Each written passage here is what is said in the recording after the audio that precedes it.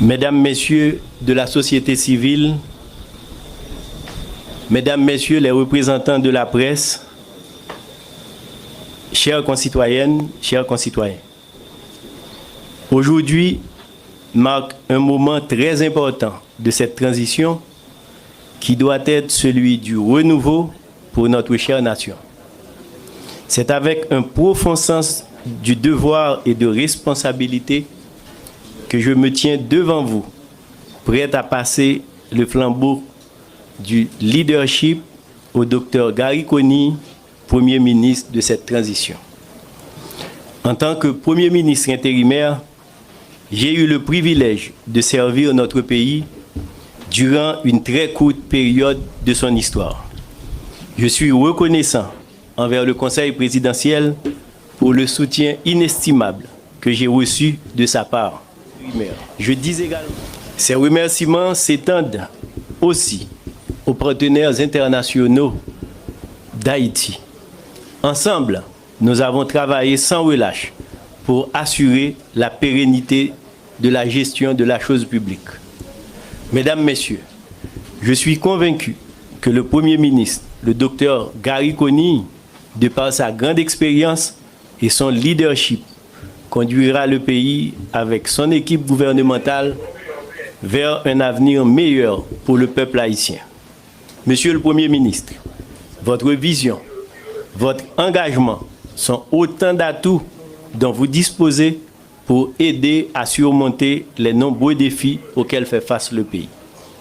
La nation compte sur votre capacité à mobiliser les ressources tant domestiques qu'internationales indispensables pour s'attaquer aux difficultés et à la crise multidimensionnelle afin d'ouvrir la voie à une Haïti plus forte et plus prospère. Je tiens à vous assurer de la pleine collaboration de l'équipe gouvernementale sortante, surtout dans le cadre de la passation des dossiers.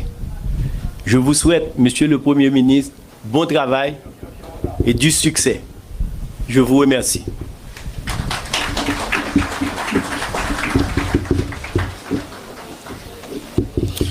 Voilà les propos du Premier ministre sortant, M. Michel Patrick Boisvert. On revient sur l'une des phrases du secrétaire général de la primature. Monsieur le Premier ministre, bon retour chez vous. Et pour parler de ce retour, il fallait de la patience. Et vous savez qu'il y a tellement de phrases, tellement de pensées, tellement de dictons sur la patience. La patience est amère, dit-on, mais son fruit est doux. Rien ne sert de courir, il faut partir à point, dit Jean de La Fontaine. Mais avec le temps, on a compris que la patience, c'est savoir attendre que les choses arrivent. Pas forcément au moment désiré, mais en leur temps. Là est tout le secret du bonheur, du succès, mais aussi et surtout de la vie. Voilà un homme qui s'est révélé patient et qui est revenu en terrain connu. Merci de vous lever pour recevoir le Premier ministre, son Excellence, le Dr Gary Conille, dans ses propos de circonstance. Merci de l'accueillir.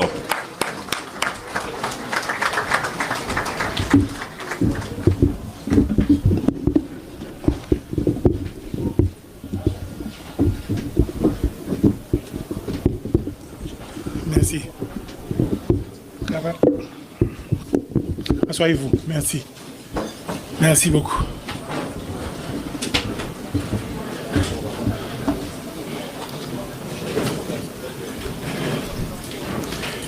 Distingués invités, chers collègues, tout protocole observé. Après plus de 25 ans de métier, je sais qu'il ne faut pas être la personne qui se tient entre un individu et son déjeuner. Donc je vais être très bref. Je voudrais prendre quelques minutes d'abord pour remercier encore une fois le Premier ministre Boisvert qui, croyez-moi, a conduit le pays dans un moment particulièrement fragile avec une droiteté et une agilité remarquables. Il me laisse une structure qui est solide et il me permet de construire sur les fondations que lui-même il aura laissées. Je veux aussi remercier les cadres, le secrétaire général et les cadres de la primature qui ont continué à travailler sans cesse, même dans les périodes d'incertitude, pour assurer une certaine continuité à l'action gouvernementale. Il y a environ 12 ans, pratiquement au jour même, c'était au mois de mai, le 21 mai, si mes souvenirs sont bons, je laissais la primature. Dans des conditions assez différentes, certainement, et avec un certain niveau de frustration. Je venais de passer 4 mois à travailler avec engagement et conviction, et malheureusement, la force des choses, j'ai quitté, je suis retourné aux Nations Unies.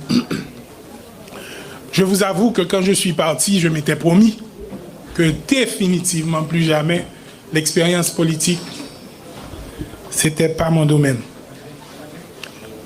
12 ans plus tard, notre pays se trouve dans une situation difficile. Des amis et collègues nous disent que on a encore besoin d'un coup de main et on pense que vous êtes la personne à pouvoir apporter cet appui. Et il me semble que quand je leur demande pourquoi moi, la réponse que je reçois, c'est qu'on a besoin de quelqu'un de non partisan, quelqu'un de neutre, quelqu'un qui serait impartial. Je vous avoue que quand on a eu cette discussion avec la famille, ils ont eu leurs réserves, spécialement quand on tient compte du fait que la première expérience n'a pas été ce qu'on aurait aimé qu'elle soit. Donc, il y a eu ce moment de réflexion personnelle face à une crise qui demandait quand même... C'était pas surtout l'hésitation pour l'engagement. Et ce qu'on craignait, c'est surtout de ne pas répondre aux attentes. Finalement, bien encadré par le Conseil présidentiel qui a mis, je dois l'avouer, en place une procédure assez élaborée pour pouvoir identifier l'individu qui viendrait jouer ce rôle. Je dois vous dire que j'ai été favorablement impressionné par le niveau de détail, le niveau de sérieux qu'on a mis à trouver les candidats. Et je me suis dit que, éventuellement, malgré les difficultés, les défis, malgré le contexte, le CP a réalisé quelque chose d'assez extraordinaire. C'est l'une des rares fois, moi, dans ma vie, que je voyais des individus qui ont des différends aussi profonds mettre à côté ces différends et arriver à s'entendre sur un choix, sur une vision, sur un ensemble de priorités. Je vous dis tout ça, c'est parce que j'approche le moment avec beaucoup d'optimisme. Je suis vraiment convaincu qu'ensemble, on va pouvoir faire quelque chose. Je sais, il y en a beaucoup qui se basent sur l'histoire récente de notre pays pour parier sur l'échec de l'aventure. Mais ce n'est pas mon idée.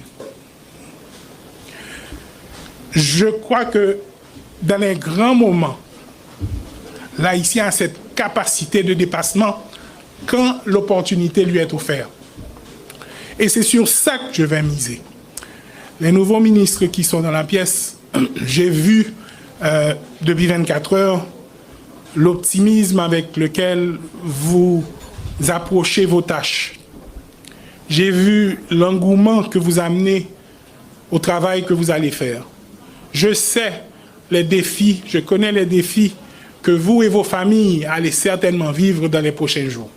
Si vous n'êtes pas encore sous les médias sociaux, ça ne va pas tarder.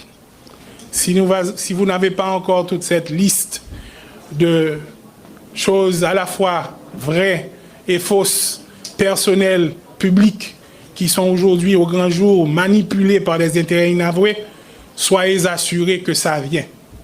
Mais laissez-moi vous dire, ça vaut la peine. On va les prendre ensemble. On va se battre ensemble. On va travailler ensemble et en solidarité. Mais on va réussir. Merci. Donc, je ne serai pas plus long que ça. C'est vraiment un plaisir pour moi d'avoir la chance de servir mon pays encore une fois. Je suis très content de l'équipe que j'ai retrouvée à la primature. J'ai hâte de découvrir avec vous de nouvelles pistes, des innovations pour pouvoir soulager rapidement la misère de cette population qui nous attend. Je vous dirai tout simplement que nous serons un gouvernement empathique. Nous serons sensibles à la souffrance de la population. Nous partagerons leurs peines. Il n'y a pas de place pour les différences. Elle doit sentir que nous sommes avec elle. Et chaque jour, quand vous allez vous coucher, vous devez vous demander, est-ce que j'ai travaillé pour ce peuple? Merci.